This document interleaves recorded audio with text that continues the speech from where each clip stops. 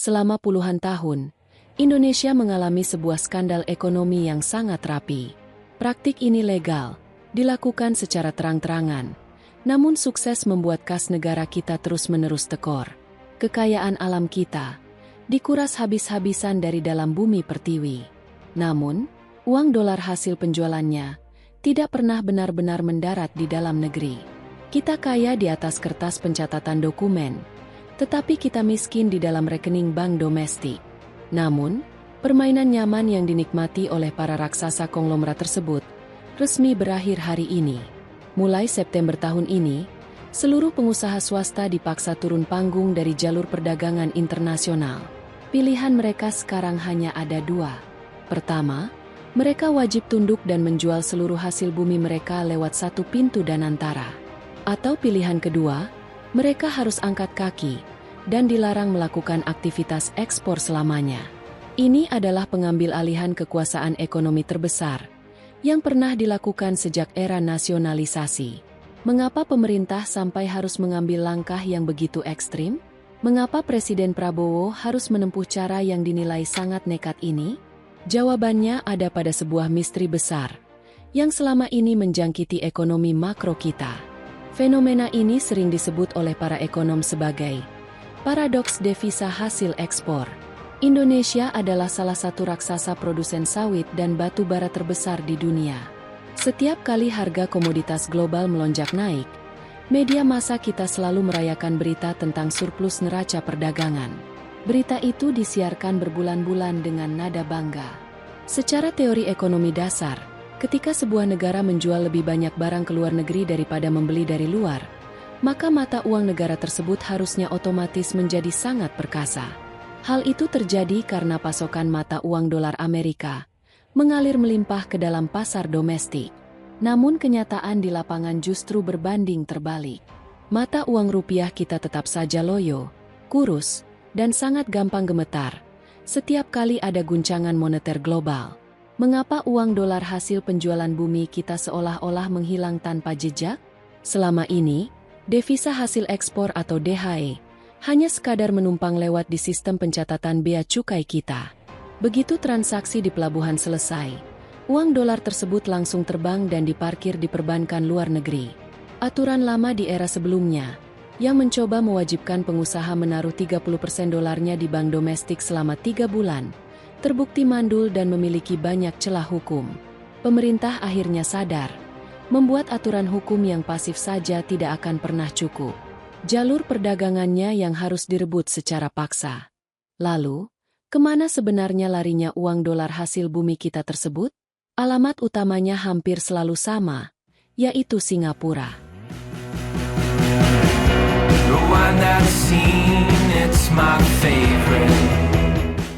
Banyak masyarakat awam yang salah paham. Mereka mengira Singapura membeli jutaan ton batu bara dari Indonesia untuk membakar pembangkit listrik di negara mereka. Padahal, Singapura adalah sebuah negara kota modern yang 95% pasokan energinya menggunakan gas alam cair. Mereka sama sekali tidak butuh dan tidak mengonsumsi batu bara kita.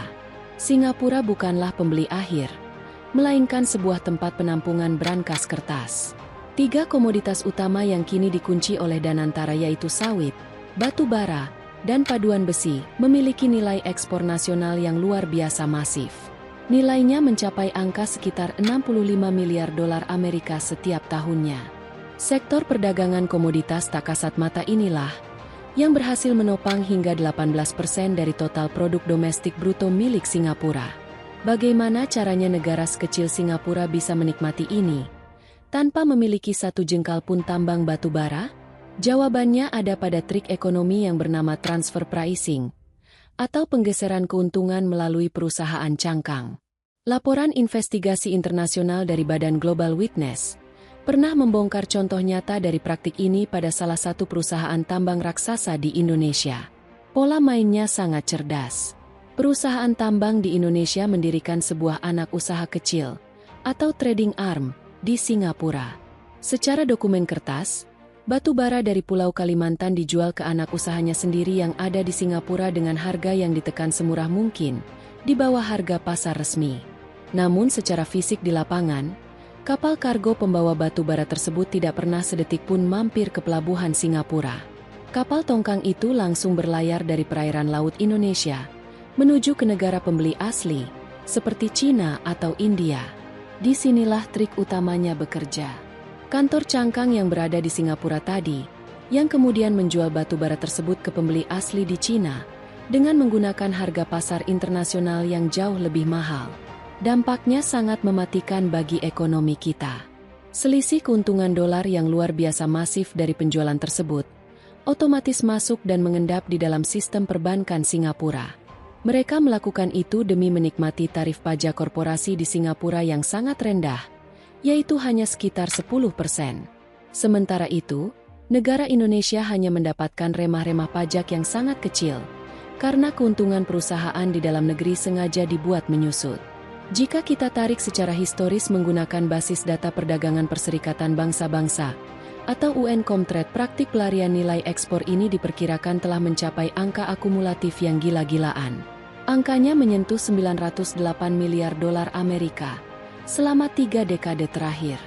Angka fantasi ini setara dengan hilangnya fondasi kemakmuran ekonomi kita selama bertahun-tahun, hanya untuk menyuburkan likuiditas bank asing. Praktik komersial yang merugikan kedaulatan negara inilah yang ingin digunting habis oleh kebijakan baru Danantara. Melalui skema satu pintu yang dikelola oleh PT DSI, pemerintah membalikan total ruang permainan internasional. Sistem ini merubah posisi negara menjadi single buyer dan single seller sekaligus. Mulai sekarang, para pembeli internasional dari Cina, India, maupun Eropa tidak lagi mentransfer uang dolar mereka ke rekening perusahaan swasta yang diparkir di Singapura. Mereka wajib mentransfer dana tersebut langsung ke rekening resmi milik PT DSI yang ditempatkan di bank-bank BUMN domestik seperti Bank Mandiri, BNI, atau BRI. Danantara kini bertindak sebagai penjaga gerbang tunggal perdagangan luar negeri. Mereka memastikan status 100% uang dolar dari hasil bumi Indonesia mendarat dengan selamat di dalam negeri untuk mempertebal otot cadangan devisa kita. Para pengusaha swasta di dalam negeri nantinya tidak akan lagi memegang dolar hasil ekspor tersebut secara langsung. Mereka akan dibayar oleh PT DSI menggunakan mata uang rupiah atau melalui mekanisme perbankan domestik yang diawasi ketat. Langkah ini secara instan memotong peran maklar kertas yang ada di Singapura dan memaksa likuiditas keuangan global pulang ke rumah. Kebijakan agresif ini sekaligus menjadi ancaman nyata bagi target nasional jangka panjang milik Singapura yang bernama Trade 2030. Sebuah target ambisius Singapura untuk meraup nilai perdagangan luar negeri sebesar 2 triliun dolar. Namun, memotong sebuah gurita sistem perekonomian yang sudah mengakar kuat selama puluhan tahun, tentu saja akan memicu gempa susulan yang hebat. Rencana besar dari Danantara ini langsung membuat para pelaku usaha swasta ketar-ketir dan tidak bisa tidur dengan nyenyak. Kekhawatiran terbesar para pelaku industri di lapangan saat ini bukan hanya soal hilangnya kendali atas uang dolar mereka. Masalah utama yang mereka takuti adalah persoalan kesiapan birokrasi dan infrastruktur. Mengelola rantai pasok logistik, mengatur penyelarasan kualitas barang, hingga melakukan negosiasi kontrak global untuk dua komoditas raksasa seperti sawit dan batu bara secara serentak, adalah sebuah tugas yang luar biasa rumit dan berisiko tinggi. Banyak pengamat ekonomi meragukan, apakah aparat dan infrastruktur di dalam PT DSI sudah benar-benar siap menampung volume perdagangan yang supermasif ini, tanpa menimbulkan kekacauan di pelabuhan.